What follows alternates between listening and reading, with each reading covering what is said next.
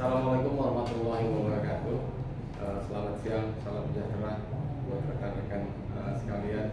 Hari ini kita jumpa lagi dalam podcast Universitas Indonesia, dan kita kedatangan tamu khusus. Biasanya kita dihadiri mahasiswa yang sedang belajar, mau belajar, tapi kali ini kita kedatangan seorang mahasiswa yang sudah lulus nih, Aisyah. Halo Aisyah, apa kabar? Halo, baik-baik. Ya, Oke. Aisyah kapan datang? datang buat liburan untuk kemarin minggu lalu kayak tanggal 22. Ya, berarti ini sedang liburan di sini. Ada kesempatan baik buat kita, buat teman-teman tahu. Waktu itu kita berangkat tahun 2017 ya, saya ke London ke King's College, dan hari ini sebetulnya saya itu sudah selesai kuliah di London. Nah, kita mau tanya banyak proses mulai dari persiapan akhir perkuliahan sampai dengan dia lulus gitu. Jadi kalau perkuliahan sudah sering bahas nih Aisyah kita dengan teman-teman kita. Nah sekarang saya mau tanya, biasanya menjelang semester akhir pada saat kuliah itu apa loh yang harus dilakukan persiapan untuk proses semester akhir?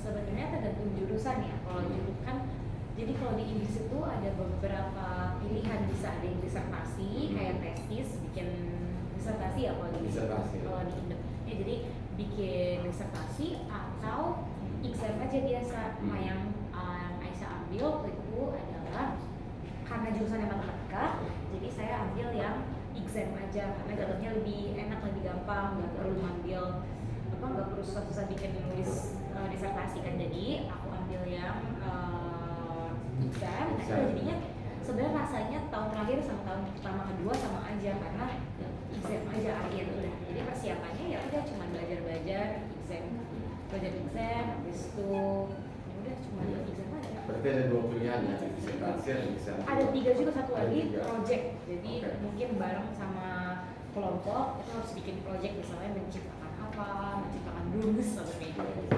Berarti kalau tesis itu kerja sendiri, kalau project kan sama-sama kan? Itu prosesnya berapa lama? Biasanya kalau kurang tahu ya, cuman biasanya kalau disertasi itu 1 tahun itu. Jadi rasanya kayak ngambil, jadi dia itu dipisahkan. Kalau misalnya kredit ya kan, intinya tuh kredit. Misalnya kita 1 tahun tuh harus 150 kredit. Nah, biasanya itu cuma 150 dibagi berapa ya? Biasanya satu modul 30 kredit misalnya. Nah, tesis itu kreditnya berarti 60. Nah, itu berarti artinya dia kayak orang ngambil 2 modul. Jadi misalnya kan saya ngambilnya 2 modul, yang kalau disertasi cuma 1 modul. Jadi Saya mau tahu koordinasi untuk pihak kampus, gitu, dukungan pembimbing. Kalau di sini kan kita ada pembimbing gitu. Nah, kita mau tahu nih kalau di UK di King's College itu berapa bagaimana sih koordinasi dari lecturer? jadi gimana? And how the lecturer encourage students who are at the end of the semester to design their dissertations or Balik lagi kurang tahu karena aku sendiri kan ngambil exam, jadi nggak pernah ngerasain ya harus ke lecture-nya segala macam. Biasa sih mereka dibantuin sama misalnya 1 orang, kayak di Indo juga ya ada itunya sendiri, ada tutornya sendiri masing-masing gitu. Tapi kurang tahu aku sendiri. Alright, so combining English. So I want to know how did you feel when you know that you have completed all your study in King's College?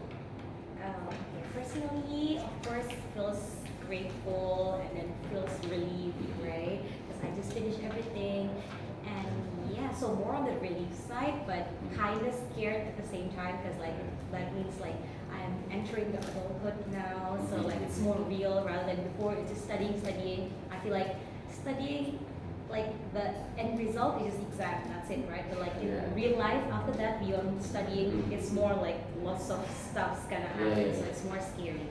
Okay, so even though you're graduated now, but still you have to make plans. Yeah. So we want to know what's her ambition. So what's your ambition? What do you want to do in the next future? Okay, in terms of ambitions or goals, personally, I would love to be successful, of course, right?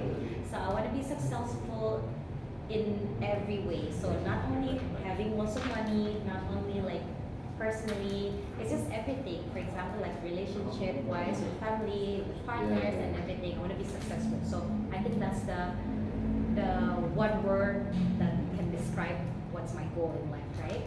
But for now, like short term goal, because right now I'm working, Yeah. so maybe just build more in my working field. So build more, what is it like relationship towards like customers and stuff. So just basically working. Working. The- So what do you do now?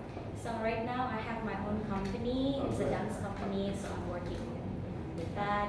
And then so basically just working in my own company. That's great thing. I think CS has a place for own company. I think. Do you work with partner, friends, or? Yes, so I have my own partner working alongside with me, and then working with, I think I have like around 6 or 7 staffs. So people who work with me as well. So I think Good for you.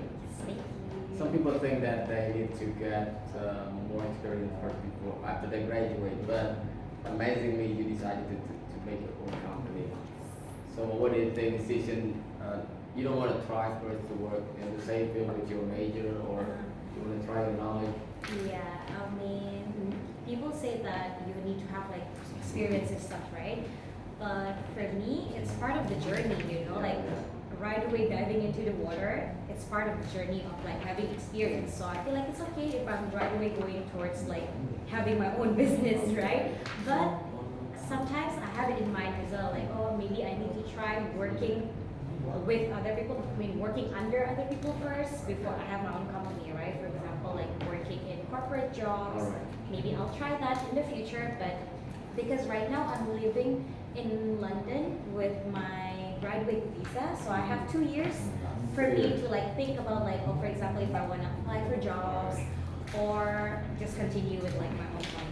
But good thing is because I have a partner, so I can work with 2 other. For example, if I have my own job, I can still working in my own company as well. Alright.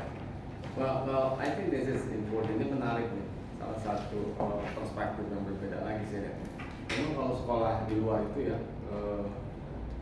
lulusan itu cenderung untuk tidak selalu berpikir bekerja di suatu perusahaan. Jadi kebanyakan teman-teman kita nih lulus udah mikir, oh saya mau kerja di satu tempat. Tapi perspektif atau ini situasi belajar yang kerjaan membuat kita itu change our mind to make our own business. Itu suatu keputusan yang menurut saya bagus sekali gitu. Jadi ada confidence luar biasa jika kita sekolah di luar negeri itu lebih independent karena udah dibiasakan berpikir sendiri ya, Aisyah. Itu salah satu hal positif yang saya pikir bisa kita ambil dari contohnya dari Aisyah ini. Dia membangun sendiri usahanya dengan confidence, tidak ada ragu-ragu karena knowledge itu bisa dialihkan kemana aja ya, dari mana saja. So you don't think that you will work in the same field with what you have learned with your major, but you can choose freely whatever you want to be, especially when you study abroad. Ya, saya setuju ya. Itu Perspektif dalam berpikir jauh lebih terbuka. betul. Oke. Baik, itu saja untuk podcast hari ini. Terima kasih banyak atas perhatiannya. Kita ketemu lagi di podcast berikutnya. Ya, selamat siang. Terima kasih. Ya.